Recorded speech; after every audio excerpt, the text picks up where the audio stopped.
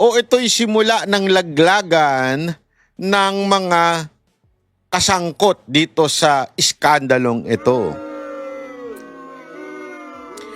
Dahil sa kanyang pahayag, may mga pangalang lumutang, may mga prosesong kini-question at lalong umiinit ang usapin kung sino ba talaga ang may pananagutan. Kaya panoorin ninyo hanggang dulo dahil hihimay-himay natin kung depensa ba ito na may laman o isang malaking palabas para malihis ang sisi. Nako po. At mamaya, impeachment na.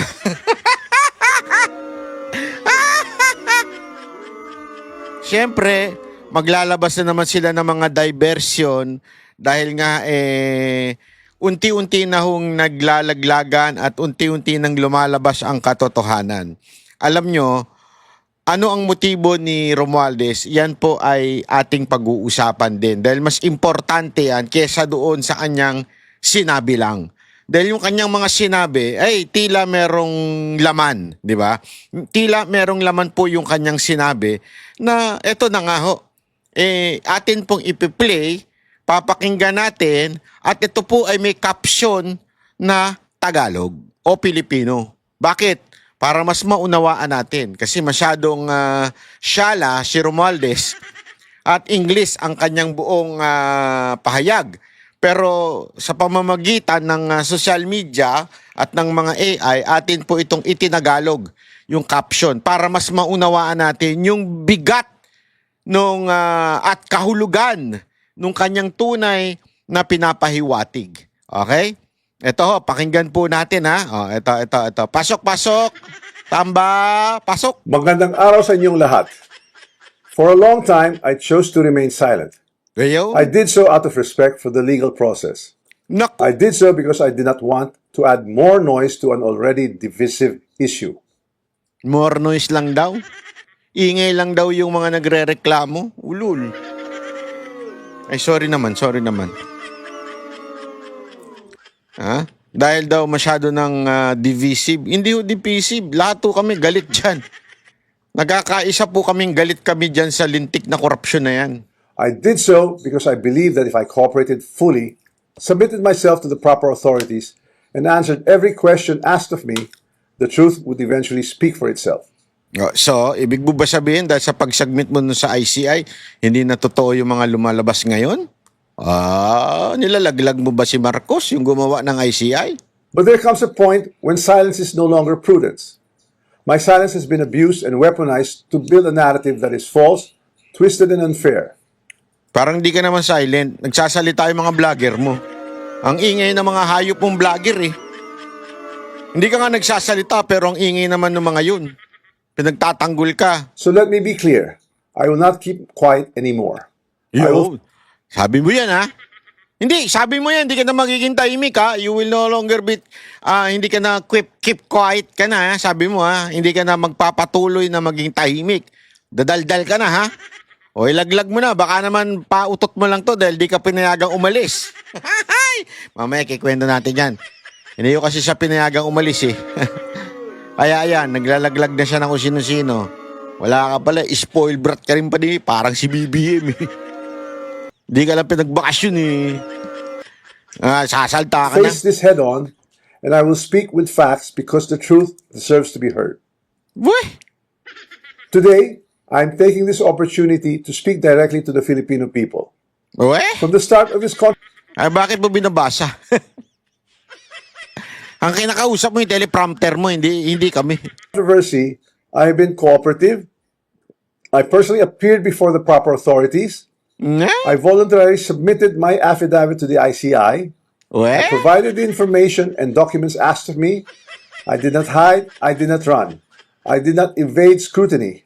I faced it head on within the proper channel because I know there is no evidence that proves I committed plunder, conspiracy to commit plunder, or any similar offense that the Ombudsman may be contemplating against me. And because I have nothing to hide, I am today authorizing the immediate public release of the affidavit I submitted, together with all supporting information so that the Filipino people can judge for themselves who has been transparent and who is simply being politically targeted. Now let us address the most absurd accusation of all, that I am supposedly the mastermind of this corruption scheme. How can I be the mastermind? I was the former Speaker of the House of Representatives, but the House of Representatives is only one part of the branch of government, the legislature. The national budget is not conceived, executed, implemented, bidded out, supervised, and completed by one congressman or even by Congress alone, and certainly not by the Speaker of the House. So dito, parang sinasabi niya, hindi yung Kamara, which is yung kanya pinamumunuan, ay hindi lang naman yun ang nagdidesisyon pagdating sa budget. Sinasabi niya, ang mas matindi dyan, yung nag-i-implement, yung nagbibigay ng yung papaano yung pinatutupad yung proyekto, yung papaano yung ine-execute yung implementation ng GAA, yung General Appropriation Act, which is yun yung budget. Pag sinabi mong GAA, yun yung pinirmahan na ng Pangulo na budget. No. Sabi niya, sinasagawa ang procurement ng mga project, yung mga nagdidesisyon sa kung sino ba ang pipiliing contractor. Hindi naman daw Kamara yun. Yan daw po ay executive branch. Oh. Kung saan nilalabas ang pondo, hindi rin naman daw nang gagaling sa Kamara, sa executive branch din daw. At kung saan substandard ang project ay ipinapasa bilang lehitimo. Ito'y ghost project o pinamumukhang totoo, which is DPWH yun. Sa ilalim din daw ng executive yun. Dito ayaw niya pantumbukin na si Marcos ang may kasalanan eh. Sa totoo lang. Dito, kaya nga sabi nung iba, marami nagsasabi, na itong kanyang pahayag na ito ay nagpaparinig na siya. Nagpaparinig na siya dito kay Marcos na wag niyo akong tuluyang ilaglag. At kung hindi, papangalanan ko kayo. Pero ngayon, hindi muna. Pipitikin ko lang muna kayo. Pero dahil tila ako ang direksyon, dati kasi ang nangyari, nilaglag si Zaldico eh. Si Zaldico yung kanilang ginamit dahil siya yung chairperson ng appropriation committee sa Kamara, siya yung ginamit tapos nilaglag. This time mukhang dahil nga doon sa napapabalitang mapapauwi na si Zaldico, tila siya naman ang ilalaglag. So dito mukhang nagpaparinig na siya. Hoy, bakit ayaw niyo akong palabasin ng ibang bansa? Ilalaglag niyo ako? Sige, ito, sinasabi ko na. Sino ba nag-i-implement? Kanino ba nanggagaling ang project? Sino ba nag-a-approve ng mga kontraktor? Di ba kayo? Eto, kita mo dito? Pinipitik na niya Malacanang. Pinipitik niya na yung kanyang pinsan. Pero hindi niya pa tuluyang pinangalanan. Bakit kanyo? Para medyo pwede pa mag-U-turn. Depende yan sa magiging kasunduan natin. Subukan niyo ako ilaglag. Subukan niyo ako hindi paalisin. Papangalanan ko kayo. Tingnan natin ang tapang nito tsaka ni Rimulya. Dapat sila pitikan ng itlog eh. I want to make this simple and clear. The national budget does not depend on just one person. Yon. The budget does not begin in the House. It begins in the executive. Ayan no, ang linaw na niyan. Nagsisimula sa executive at hindi lang isang tao. So ibig sabihin, hindi lang ako. Pero dito, huli siya sa sarili niyang bibig eh. Huli siya sa sarili niyang bibig na kung saan sinasabi na niya na oo, kasama kami pero hindi lang kami. At sa inyo nagsimula yan.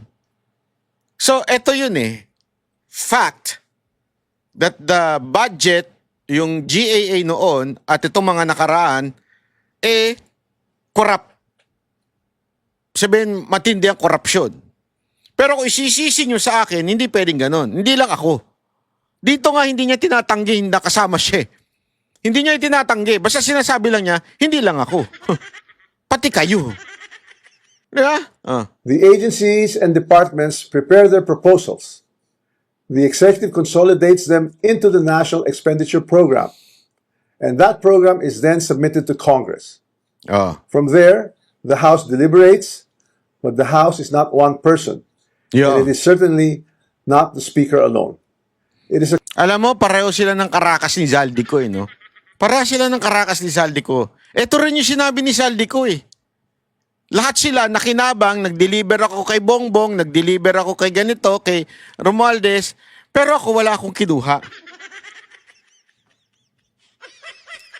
Pareho talaga eh. Dito mo malalaman na magkaibigan talaga itong dalawang to eh. Pareho silang lumulusot doon sa issue. Naglaglaga na sila isa't isa. Alam mo galawan ng mga kartel to eh. Nanonood kasi ako ng kartel na palabas eh, yung cleaning lady.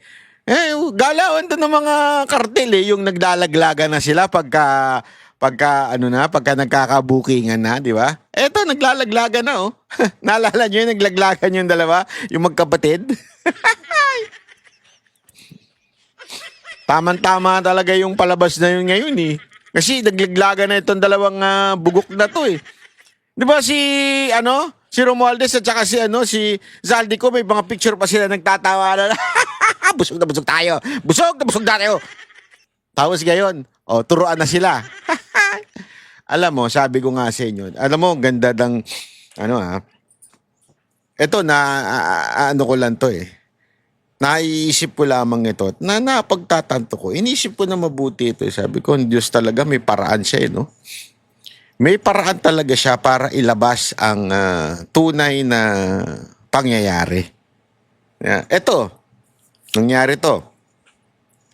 Huwag niyong kakalimutan, unang nagtanong nito, istasyon ng SMNI. Si Ka Eric at saka si Loren Badoy, di ba? At dahil doon, pinakulog yung dalawa. Inusig. Tapos noon, sinampahan si Pastor Kibuloy. Ginipit yung SMNI. Tinanggal yung kanilang prangkisa. O, hindi tinanggal eh. Sinuspinde. Di ba? So, ibig sabihin, nung unang-unang pinunatan, remember, yung pagpuna na yon, pinuna nila Ka Eric, yung budget nito ni Romualdez, yung travel expenses nitong si Romualdez. After nun, sunod-sunod na pag-uusig sa mga host at sa buong istasyon at lalo na sa pinuno ng SMNI na si Pastor Kibuloy. Di ba? Kita ninyo eh, di ba? Yung pag-uusig na yon. Tapos, eventually, nagsalita na yung mga iba't ibang mga congressman na may problema sa GAA. Lahat yan, sumunod-sunod na. Tapos natatawa nga ako kasi ngayon, akala natin wala nang mangyayari dahil naglabasan na. Naglabasan na si Libiste. Nilalabas niya na yung mga text, nilalabas na ni Attorney Baligod yung mga ex-Marines, di ba? Naglabasan na, walang nangyayari. Parang walang nangyayari, di ba? Pero sabi nga, God moves in a mysterious way. Dito, yung kanilang sariling pagiging greedy, yung kanilang sariling ugali, yun ang nagpapabagsak sa kanila. Hindi cause ng external factor. Mismong sila naglaglagan. Nilaglag nila ang isa't isa. So dito, makikita mo talaga, wow, iba talaga kumilos ang Diyos para ilabas niya yung baho ng mga tao, yung kanilang kasalanan. Ito yun, no? Mantakin mo, una nilang ginipit si Zaldico. Di ba remember rin yung sinabi ni Zaldico? Nung una sabi, lumabas ka muna ng ibang bansa para tumahimik muna, tapos we will parang do everything para maayos ito, ganyan-ganyan. Di ba? Para bang tinanggalan nila ng kalayaan nito si Zaldico mabuhay dito sa Pilipinas eh. So ganun ang ginawa. Tapos eventually, nakikita niya, siya ang same word na ginamit, scapegoat. Siya ang nagiging scapegoat nito. Itong mga pangyayari na ito. Diba? Tapos dilinis niya yung sarili niya, sinabi niyang wala siyang natatanggap. Wala siyang kinuha. Lahat daw ipinasa lang niya doon sa mga boss niya. Si Romualdez at saka si BBM. Diba? Nakita niya kasi nilalaglag siya. Ito, this time naman, si Romualdez ang nilalaglag. Tila ayaw na siyang paalisin. Tila, di ba, nung isang araw lang, dinimanda ni Ombudsman na Remulla itong si etong si Romualdez at saka si Chis Escudero. So, siguro, napiko nito si Romualdez. Andali, bakit kasama ako dyan? Usapan lang natin, si ano lang ang iano natin idadivert natin yung issue, si Chis Escudero lang gagamitin natin Kasi pansinin ninyo si Chis Escudero, ilang beses na siyang inakusahan, hindi siya nagsalita. Alam niyo kung bakit? Confident siya Wala naman kayong ebidensya Halatang diversion. Ginagamit niyo lang ako Once lang siya nagsalita at binanggit niya to si Romualdez. Di ba? At noon pa yon, walang banta sa kanya yun Ibig sabihin, walang demanda, wala lahat. Pero sinabi niya na si Romualdez itong. At saka, siya yung pangalang hindi mo pwedeng banggitin. Pero ito, remember, this time, unti-unti nang nilalaglag si Romualdez. Same din word na ginamit niya. Ako'y isang scapegoat.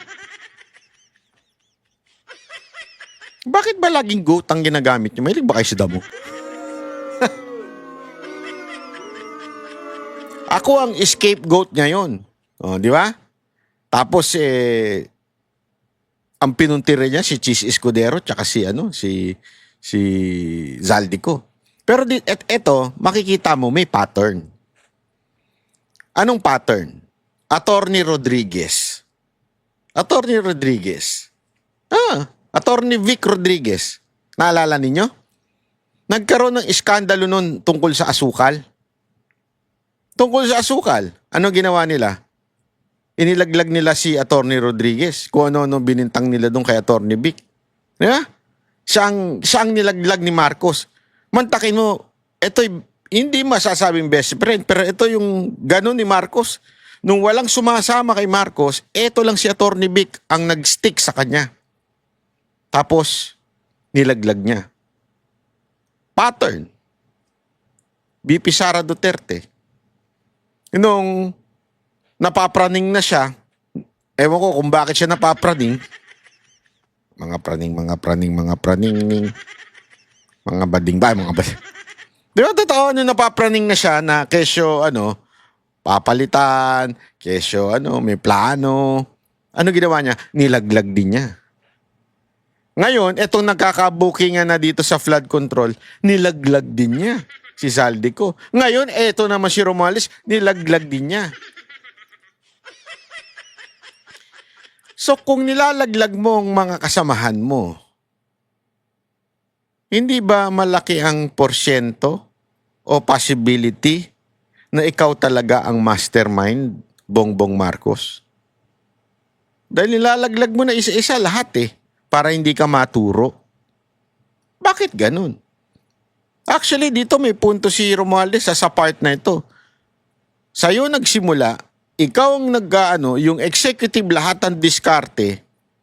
Kami, nag-a-approve lang, but I'm not saying hindi sangkot dito si Romualdez Ako, masama ka dito. Kaya mo ina-approvean, kaya kayo nagpasok ng mga insertion, kasi nga gusto nyo kumita. Gusto nyo makinabang dun sa matinding korupsyon, dun sa budget. Pero, at the same time, yung presidente mismo ang nag-a-agree. Kasi remember, mismong sa kwento ni Chanco, di ba? Yung nag-usap-usap daw silang tatlo. Ano pinag-usapan nilang tatlo? Sobra na ang bilhin ninyo ng mga kotse, ilang kotse pa ba? Something like that, di ba? Yung dating na parang sobra naman. Ibig sabihin, alam mo na may nangyayaring nakawan. Pero hindi mo pinigilan. Nasobrahan ka lang. Ibig sabihin na ka lang, nakita mo na greedy na yung mga tao mo. Kaya nga sabi ko sa inyo, ito yung, naalala nyo nun, nung bata ko, pinapanood ko yung Ten Commandments. Kasi tuwing Holy Week, yan ang palabas dun ngayon kasi iba na yung palabas na, yung isa na yung yung tungkol naman kay Jesus Pero dati, nung panahon namin, wala pa yung pelikula na tungkol kay Jesus Kaya, ang pinalalabas nun lagi, Ten Commandments tuwing Holy Week. Tapos nagtataka ako doon sa part na bakit pa paulit-ulit na lang nagwa-warning si Moises doon sa Pharaoh at yung Pharaoh hindi nakikinig. Pansinin nyo, yung Pharaoh hindi nakikinig. Tapos may part doon na binanggit na the Lord hardens the heart of Pharaoh. 'Di ba? Para makumpleto yung plague.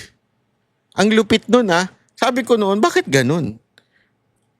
Weird Isipin mo mabuti to Sabi ng Lord, hinarden niya yung puso ni Pharaoh. 'Di ba? Naalala niyo noon? Tapos sabi naman niya kay Moises, sabihin mo ito na magbago siya. Kung hindi, may mga darating na plague isa-isa. Pero hinarden naman niya yung heart ni Pharaoh. So ibig sabihin, alam mo yun, may purpose ang Lord. Bakit pinayagan niya na mag-harden yung puso ni Pharaoh? Eventually, 'di ba? Pinalabas na talaga yung kanyang bayan, yung Israel. Lumabas na ngayon ng Ehipto. 'Di ba? At nakita may purpose, may plano ang Panginoon. Hindi lang doon sa particular na paghihirap ng mga Israelites noon. So ano ibig ko sabihin? Dito, pinayagan ng Lord na maging greedy yung bawat isang nagnanakaw sa kanila. Yung mga dahil sa pagnanakaw na yon, unti-unti silang nabubuking at naglalaglagan at nag-iinggitan. Nakita ninyo? Nag-iinggitan sila Nainggit ako, ganito kinita ng isa, ganito yung kinita. So hindi natin alam, baka may sumusuhol dyan doon sa presidente at sinasabing, dami nang nakuha, dami ng pera Dapat meron din tayo dyan. And eventually, ang laki na nang nabawa sa budget natin, kaya sumabog na ng todo yung ghost projects. Hindi na nga lang flood control Ghost project 'Di ba? Sumabog na ng todo to the point na exposed na lahat. At ngayon, dahil sa sobrang exposed na, kailangan may managot. Kasi kung, tingnan nyo to kung, sabihin na natin, kasi hindi ko naman mapapagkaila, na kahit ng administrasyon ni Pangulong Duterte, Pangulong Pinoy, at saka nila, mga nakaraan pa, imposibleng walang nakawang nangyayari. Siyempre, meron at meron yan. Pero, maliliit. Ano may simpleng kupit? 5 milyon, 1 milyon, dagdag na patong, imposibleng wala Kasi hindi mo naman mamamonitor yan as a president, yung lahat ng nasa bamang nangyayari. Meron at meron, pero maliliit lang. Paano ngayon mabubuking ito na talagang tumindi ang korupsyon? Hinayaan lang. Sige, nakaw kayo. Maging greedy kayo nang malantad ang tunay na kulay ninyo. Di ba paulit-ulit ko nga sinasabi sa inyo to? Ang trials, problema sa buhay, yan po ay hindi para sirain ka. Ngunit upang ipakita kung ano ang tunay mong kulay. Kung ano ang tunay mong karakter. Dahil dito, nabigyan sila ng power. Nabigyan sila ng, alam mo yun, na matinding pagpapala. Aba, lumabas ng totoo yung tunay nilang kulay. Ang laki ng binawas to the point nakakalula na bilyon-bilyon. Dahil sa sobrang lula na tayo, sila, tangina nag-iinggitan na. Sila, parang, bakit ganito lang ako? Bakit ganito ako? So pataasan na sila ng kickback. To the point na lantad tuloy yung katarantaduhan nila sa bayan. At dahil doon, kailangan may makulong. Ang problema, para may makulong, meron kailangang managot. At pinananagot ng taong bayan, si Marcos. Ngayon, si Marcos, kailangan maghanap ng ibang maituturo. Hindi, pansinin niyo yung pattern So naghanap siya na may tuturo. Sino tinuro niya? Si Rebilla. Akala niya mananahimik ang taong bayan at makukumbinsi na si Rebilla may kasalanan. Siya ang mastermind. Hindi na nga siya nasa kapangyarihan. Wala na, hindi na siya senador. Sino pa? Si Chis Escudero, Senate President. Akala niya matutuwa ang tao. Hindi natuwa ang taong bayan. Siya pa rin ang itinuturo. So ito, tinuro na si Zaldico.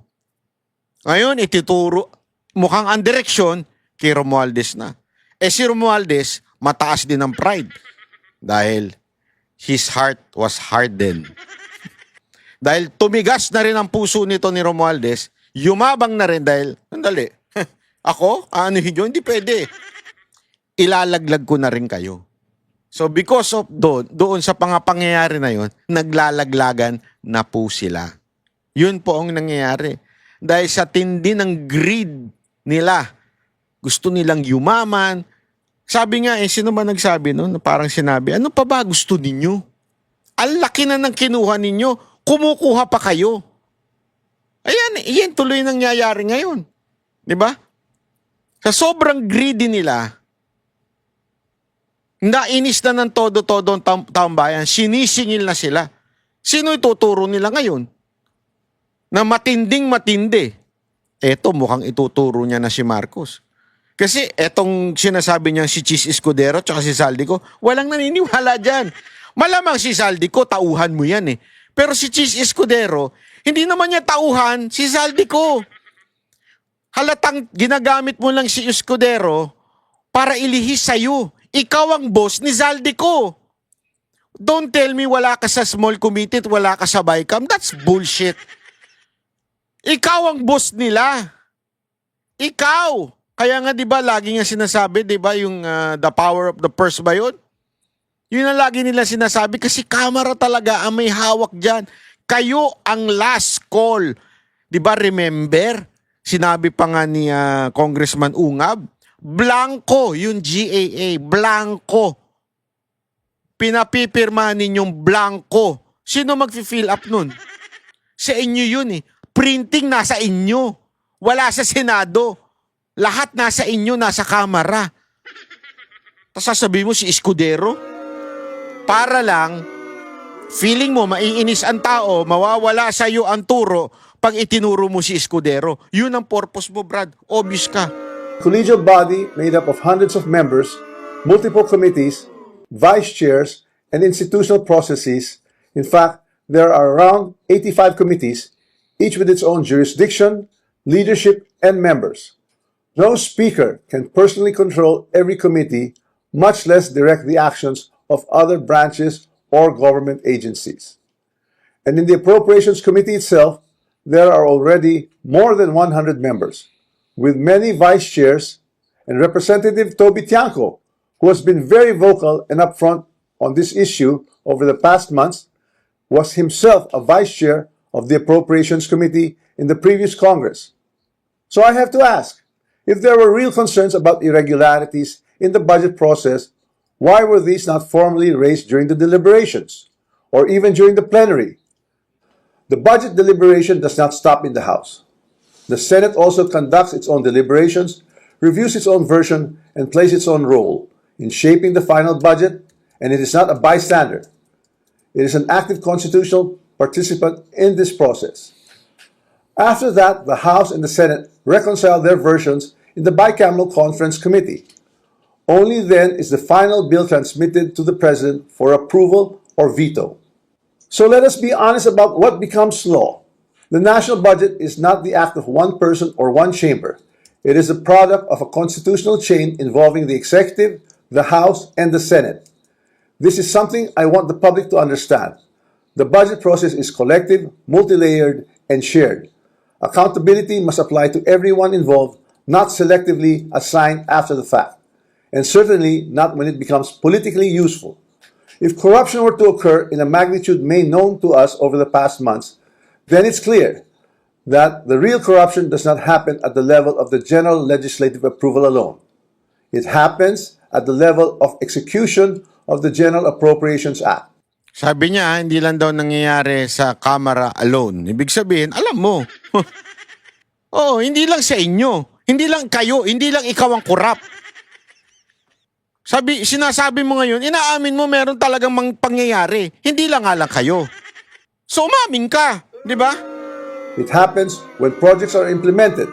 It happens where projects are actually implemented, where procurement is undertaken, where monetary disbursements are actually made. And it happens when substandard projects are passed off as legitimate or when ghost projects are made to appear real. That is why command responsibility is far more logically relevant in the executive branch, where there is actually supervision, operational control, and implementation on the ground than in the collegial legislative body where constitutional role is deliberation and appropriation. Congress does not build flood control projects. Congress does not conduct procurement. Congress does not inspect whether a project was actually completed. Congress does not certify whether the work done was substandard or not. So if the allegation is that there was Uy, may cut yun ah. Prepared dito ha. Matindi ito. systemic corruption in flood control implementation, then the public should ask the obvious question: where does implementation actually happen? Definitely not in the session hall of the House of Representatives. Here's the simplest way to test that theory that I am the mastermind of this scheme. So sinasabi niya, hindi siya yung mastermind. Okay, fine. Ako actually, naniniwala naman ako, hindi ka yung mastermind eh. Sa implementation eh. At saka kung saan mismo nang gagaling? Kay Marcos. Definitely kay Marcos nang gagaling. Obvious naman eh. Saan dino nagsisimula yung budget proposal? Sa executive, sino pinuno? Si Marcos. Kayo, nag-i-insert lang kayo na sobrang dami. Tapos, sinong pipirma? Si Marcos pa din. So siya talaga ang mastermind. Ikaw, kanang kamay. Yan ang obvious. Huwag natin pagbalibaligtar rin. Obvious na obvious yan. If I were truly involved in a fraudulent scheme of this nature, then the first place one would expect to see that pattern would be in my own district, in the projects most easily associated with me. You would have seen it in Tacloban, but I say this with absolute certainty. You won't see it in my district. My district has 0 ghost and 0 substandard flood control projects. 0. And that is verifiable. To prove this point, I'm authorized. Alam mo, napakadaling ano nito eh. Tablahin ito sinasabi niya. Kung talagang ako ay corrupt, parang ginaganon niya eh. Tingnan niyo yung aking lugar kung merong ghost project. Oo, hindi ko naman, alam mo, di ba, naalala mo sinasabi ni Tiangco, yung style ngayon eh, hindi lang doon sa nasasakupan. Ikaw ang proponent ng isang proyekto pero nasa ibang lugar. Halimbawa, yung mga party list. Kasi hindi natin alam eh, pwede naman padadaanin mo yun sa mga party list. Oh, bibigyan ko kayo ng allotment dito, ganito, ganito. Akin ng ganito. So, what am I saying? Hindi pang-justify na wala kang ginawang masama kung maganda yung project mo sa lugar ninyo. Actually, malamang sa malamang, inayos mo nga yan para talagang pagka nangyari ito, hindi ka sisihid. Pero, hindi ba pwedeng kumikba ka sa mga ibang project? Ay, yan yung sinasabi ngayon ng iba, di ba? Yan yung binubulgar ngayon ng mga tauhan ni Zaldico at mismong si Zaldico na ikaw mismo kasama. Oh. Kumukuha ka doon. At kung papansinin ninyo, di ba, mismong yung mga taga-deliver ng pera, ano sinabi? Hindi naman nanggagaling sa kamera lang eh. O hindi lang nanggagaling sa flood control yung kickback eh. Mismo sa bilibid, galing, sa customs, galing yung mga pera. At inahatid nila. At ang madalas silang hatiran, ikaw din. At Malacanang. Di ba? So hindi pwedeng ano yan, hindi mo pwedeng gawing lusot yan. My staff to share and release to the public the list of all the projects in my district that the authorities may deem attributable to me. Let the public scrutinize and verify for themselves. As I already mentioned, corruption of this scale is not a one-man operation. It requires 2 things: budget decisions and implementation on the ground. With respect to how the budget was deliberated in Congress, let me say this categorically. I was not a part of the BICAM and the small committee budget deliberations. Yes, I was updated on the... Uy, may cut na naman, no? Hindi daw siya part ng BICAM. Niloko mo. Puro tauhan mo nga yun nandun eh. Alam mo, kasi sa totoo naman, ito mga kababayan, matalino daw talaga ito si Romualdez sa mga bagay na ganyan eh. Sabi may mga nagkwento sa akin, matalino siya. Hindi nga niya tama siya, maaring hindi ka parte ng BICAM, pero may tao ka doon. At yung tao mo, ikaw ang tinuturo. Yes, you are not part, pero ikaw ang tinuturo. Di ba? Ikaw yung tinuturo ng tao mo na si Saldico. General outcomes of the deliberations, but I had no visibility with regard to the specific details of the discussions, including particular amendments or insertions approved during these closed-door deliberations. Records would show that I did not participate in those meetings and I was not privy to what exactly transpired during the deliberations. However, two people were instrumental in making those budget decisions, Chis Escudero and Zaldico. And once the budget becomes law, the work of implementing flood control projects, or any project for that matter, is solely within the purview of the executive, including the DPWH, certainly not by legislators. I understand the anger of the public. The Filipino people have every right to be angry because stolen public funds are taxes derived from hard-earned money. I'm not asking the public to look away. I'm asking everyone to look where the evidence points, not where it is politically convenient or politically motivated. So I ask the Ombudsman and the public these questions. Who has been named in sworn testimonies and affidavits? Whose name actually appeared in credible accounts made under oath?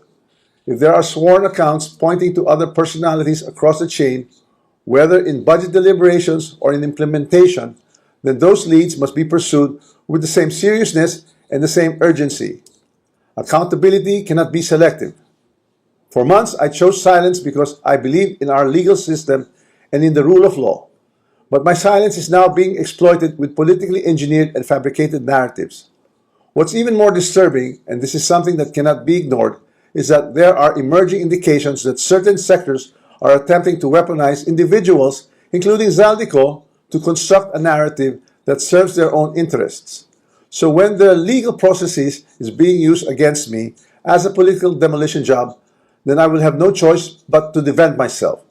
And I will defend myself fully. I will not allow myself to be turned into the scapegoat so that others who are actually accountable can walk away clean. If this is a political play to push me out and close the story, tarnishing my name and my reputation, then I'm telling everyone now, I will not go quietly and I will not go alone. I will not be the fall. Eto, dito, nagbabanta na siya. Kung ako, parang tinatagalog niya na dito, kung ako ilalaglag ninyo, at akong gagawin yung fall guy, ako yung gagamitin ninyo, hindi ako babagsak na mag-isa. Sama-sama tayo. Sama-sama tayo sa impyerno. Ganon eh. Ganon na yung kanyang sinasabi ngayon. Kaya nga alupit eh. Sabi ko, so, ibig sabihin, aminado ka. Diba? Pero yun nga lang, tama ka sa sinasabi mo. Hindi ka malalaglag na mag-isa. Isasama mo yung mga demonyo mong kasama. Sama-sama kayo sa impyerno. Yun ang pinakapunot dulo nito sinasabi niya eh. Wag ako. Sama-sama tayo sa impyerno pag ako ilalaglag nyo. Eh nako po, mukhang matatakot dito si Marcos. Alam mo naman si Marcos, mahina bayag nun eh. Hindi, totoo naman eh. Hindi, again, it's figurative speech. Hindi ho ibig sabihin merong yung bayag niya. Ibig sabihin, walang bayag yun. Mahina yun eh. Mahinang nila lang yun. So, matatakot siya dito. Shit, yari tayo dito ah.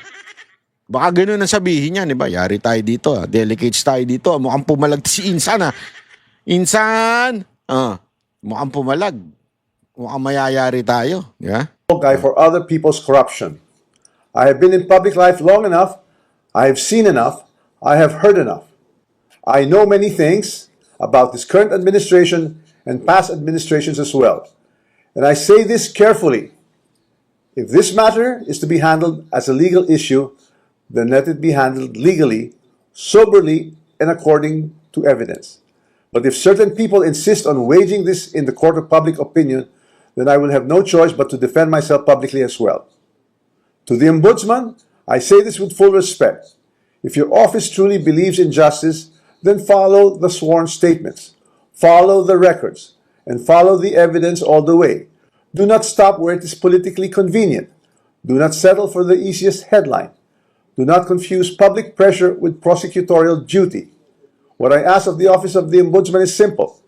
Follow the rule of law and due process.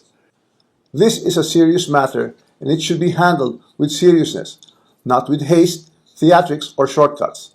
I'm ready and willing to respond to every allegation in the proper forum, through the proper pleadings, motions, and submissions that the law allows. And to those who think they can throw me under the bus to save themselves, this is what I have to say to you. I am ready to defend my name. My silence should not be mistaken for weakness, ignorance, or fear. I know enough to defend myself, and if I am forced to do so in public, I will. Maraming salamat po. Yan. Oh. Eto, punot dulo nito, talagang tinatakot niya yung mga maglalaglag sa kanya. So, sabi ko nga, kesa na napabuti itong kanyang sinasabi dito, lalong napasama. Di ba? Bakit? Dito, sinasabi niyang, wag niyo ako ilaglag ha. Tanginan niyo, pag nilaglag niyo ako, lalaglag ko rin kayo. Sama-sama tayo dito. Yun eh. Di ba? Yun ang pinakapunot dulo niya dito eh. Laglag niyo ako, sige, laglagan tayo. Huwag kayong mag-alala. Hindi, isasama ko kayo dito. Sama-sama tayo. Oh. Dahil dyan, mga kababayan, tagumpay. Tagumpay ho. Tagumpay ho yung ating inaasam na lumabas ang katotohanan. Ano kayang sasabihin ni Auntie Claire dito? Siyempre, alam mo naman, ang pambansang fake news na si Auntie Claire, ipagtatanggol na naman niya yung amo niya. Pero sa tingin ko, delicates na siya dito eh. Yung sa mga bitaw nito ni Romualdez, delicates na siya dito. Kaya ako ewan ko. Sa tingin ko lang sa tingin ko, eto na. Eto na yung inaantay natin. Ito yung inaantay natin na magbubulgar talaga ng kung sino ba talaga ang mastermind. Naku po. Baka alin nyo magbago pag-iisip ni Isko. Yeah? Kasi sabi ni Isko, wala daw, malay mo magbago na yung isip niya. Kasi ito, derechuhan na eh. Hindi lang niya pinangalanan si Marcos, pero derechuhan na sinasabi niya na, uy, eto executive ang talaga may kagagawa niyan. So, ewan natin,